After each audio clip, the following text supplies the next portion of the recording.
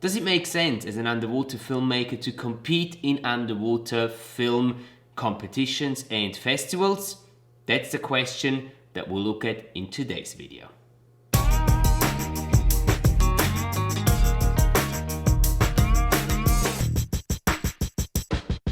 Hi there underwater filmmakers, and welcome to the Underwater Filmmaking School. For those of you who are new here, my name is Matthias and I'm an underwater cinematographer and filmmaker based in Zurich, Switzerland. Now, this video today should rather be a philosophical, a discussion video from my side. I want to talk to you about whether or not I think it is advisable as a person who films underwater to actually submit your creations, your films to underwater film festivals and underwater film competitions. Now, the reason I want to talk to you about this is because this last weekend I actually took part in the 4th Swiss Underwater Photo and Video Challenge, which is basically a live underwater video competition. Now, there were 9 teams in the photography category and there were 4 teams in the video section that were attending the competition.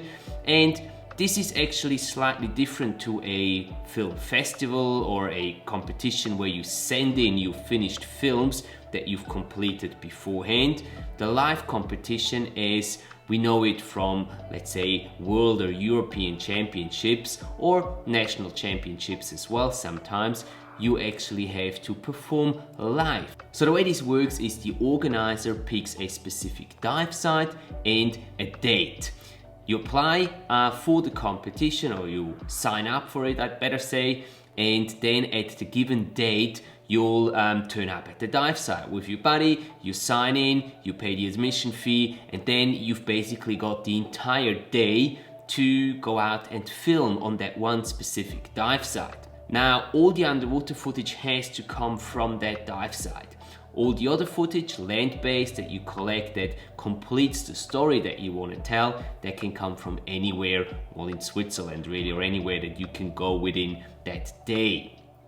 At the end of the day, you will actually have to hand in all your clips. Well, basically, you're not handing them in, but you're giving them to the organizers so they can copy the clips and make sure that in your final product, you won't be using any clips that you didn't record on that specific day and on that dive site.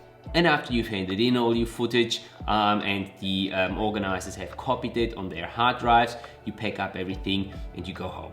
From now on, you've got 1 week to complete your film. So up until next Sunday, I've got time to actually finish the edit of the film that I want to submit to the Swiss Underwater Video Challenge and hopefully become Swiss champion with the film. It's not finished yet, it's really just a rough cut, so I can't show you any of it, but I'll probably be at a further stage further along in the week, so I might be able to show you some bits and pieces in the next video that will come out on Thursday. So if you're curious to get a sneak peek on what kind of video I'm creating for the competition, make sure to subscribe and not miss the next video that will be published on Thursday.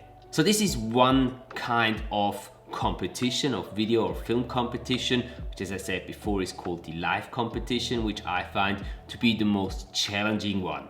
Because as with every film project, yes, you do have to have a plan, you do have to have a script and a shot list and an idea on what kind of film you want to produce, but because you're kind of stuck with that one day and the conditions that are present at the dive site and the surroundings as well on that one single day that the competition takes place, it is actually really tough. It's really challenging to come up with an idea that works under pretty much any circumstance and all conditions. And that's kind of what the goal is, at least for me, to have an idea that I can use and that works no matter whether I see the school of fish, whether I see the pike, whether I see the fields of seagrass or whatever I need to have in the film.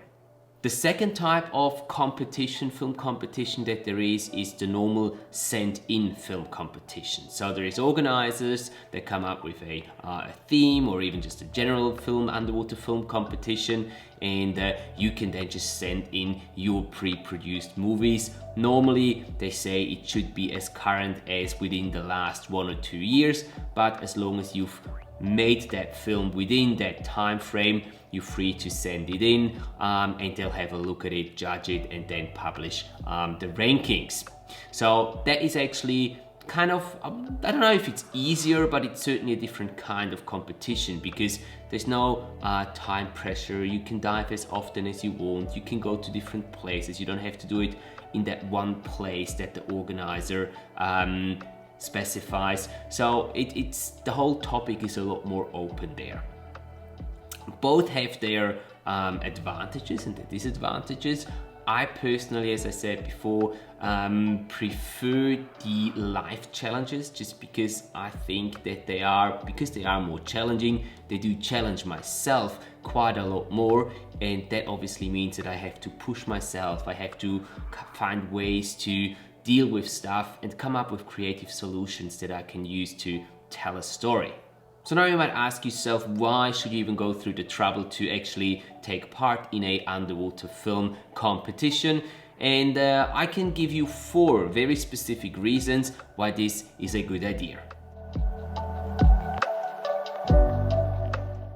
Well, first and foremost, by sending your work to film competitions, you will get most likely quite a bit of exposure and you'll put your name out there into the underwater filmmaking industry. Now this can be useful if you're trying to get some work in the underwater filmmaking industry, if you're trying to sell your footage, sell your clips. You can actually profit from just being known in the industry, and if someone mentions your name, they will kind of know what sort of pieces that you've created, what sort of content that you're making. Reason number 2, even if you don't look for any work in the filmmaking, in underwater filmmaking industry, you don't want to make any money with your underwater filming, you're just doing it for fun, it can still be very advisable to send your finished films to the underwater film festivals and competitions simply to get a feedback on your work. It can be really hard to get a honest and proper feedback from your family and friends because most of the time, let's be honest, they don't want to hurt you. They'll be kind to you. They'll say, oh yeah, this was a really nice film, even though they might not have really liked it entirely. But giving it to someone completely neutral, especially people that are specialized at looking at films, underwater films, and judging and ranking them, people that take video underwater themselves. These are the people that will be able to give you a very honest and clear feedback on the quality of your work, and they will also be able to tell you where you can improve, what areas of the underwater filmmaking process you need to work on to become better. And isn't that a goal for every one of us, to become better through the process of making more films? Another good reason to send a piece of content that you've created to one of the underwater film festivals or competitions is to test a new idea or a concept. Let's say you're doing something with a freediver, a piece with a freediver, you have never done anything like this before, and you want to see whether or not this concept works and whether or not you're actually able to convey the message that you want to convey to your audience. So sending it to an expert group of people that will actually judge it, give you feedback, can be very, very useful in seeing whether or not your idea is actually working or not. And last but not least, if you take part in one of the national underwater film competitions or video competitions, you might get a chance to qualify for a World or European Championship. CIMAS actually organizes World and European Championships, I think every second year. I'm not entirely clear on the time frames in between the competitions, but at least every second year they have a competition on where people, underwater filmmakers, underwater photographers meet from all around the world, and it is basically a big party for a week. It's a lot of fun. I was lucky enough that I was able to already attend at a European Championship in Malaga in Spain. I was able to be part of a team at the World Championship, which was photography in Mexico, in Baja California. And I was also able to attend as the Swiss representative last year in Tenerife, in Spain again, for the video section.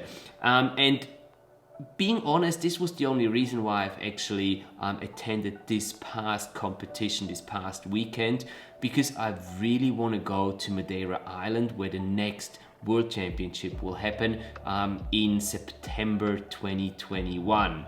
Obviously, only if the COVID situation allows by then.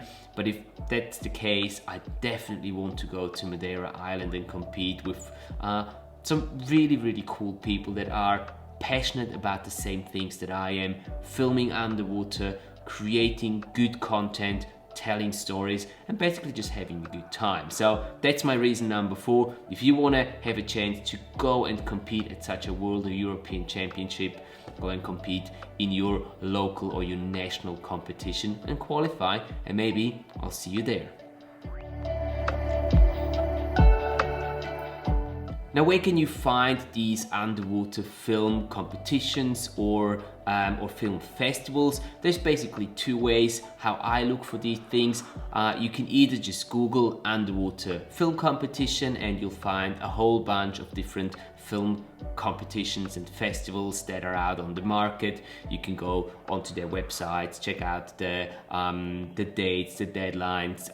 Some of them will charge you a little fee for sending some videos and films to them. Others are free. So just have a look around and see which ones you like best.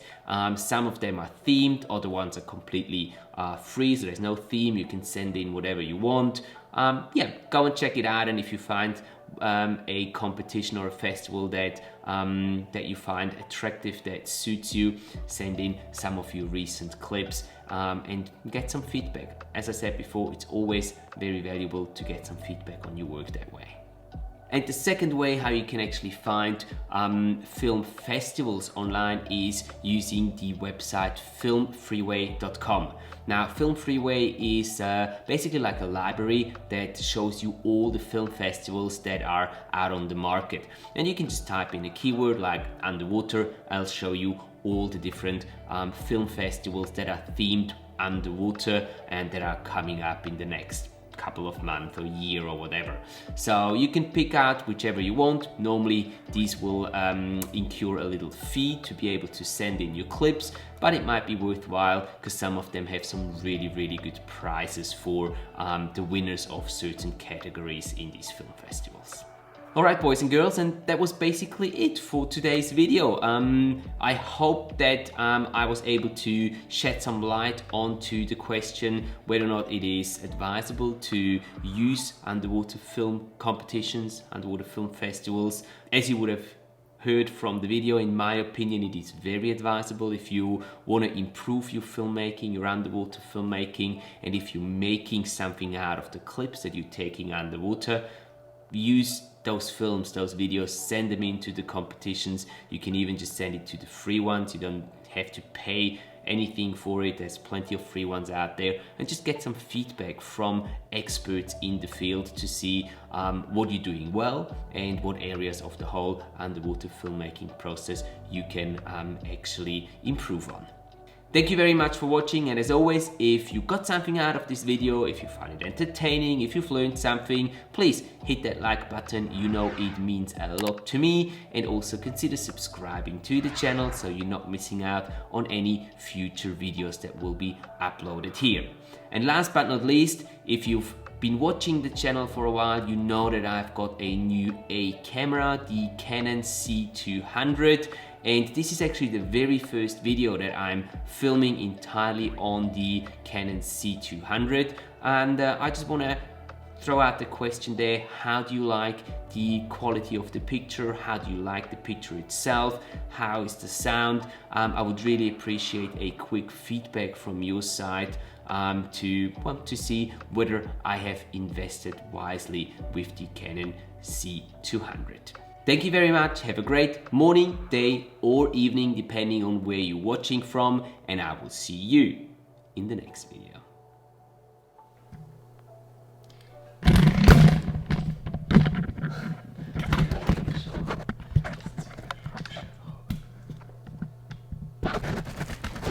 This is what happens